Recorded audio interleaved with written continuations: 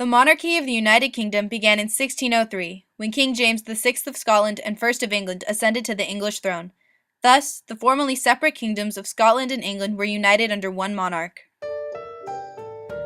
Through the centuries, the British monarchy has progressed through various dynasties. The first was the Stuarts, beginning with King James I of England. The Stuarts were followed by the Hanoverians, the first of whom was King George I. The House of Saxe-Coburg-Gotha began with the marriage of Queen Victoria and Prince Albert. It had only one king, King Edward VII. The next king changed the name of the royal family to its current name, the House of Windsor.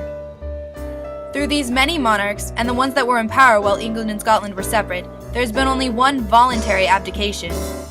On December 11, 1936, King Edward VIII informed the British people of his decision to abdicate the throne in an eloquent and straightforward speech, explaining his reasoning and the difficult choice he was forced to make.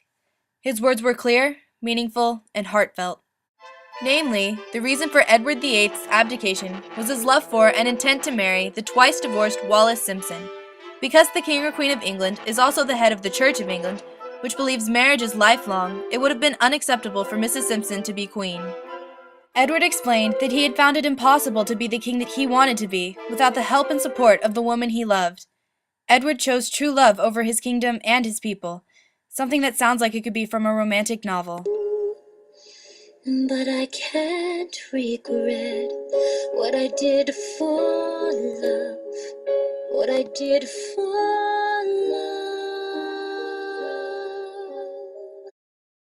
However romantic it sounds, making the choice between love and your home cannot be that simple in practice, especially when you are your country's leader, when its people look to you for guidance.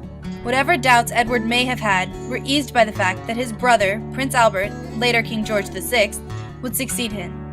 Edward truly believed that his brother was well qualified and would be able to rule without interruption or injury to the country. This shows that despite stepping down from his role of king, Edward still wanted the best for his country and people. He still cared about what happened to them, and he felt that this decision was best for both them and him.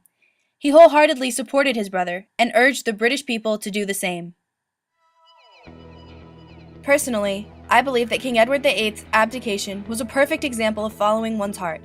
Yes, he had to consider the kingdom and its people while debating his decision, but ultimately, he made his decision by himself, for himself. It was his decision, one that he had had to judge entirely for himself.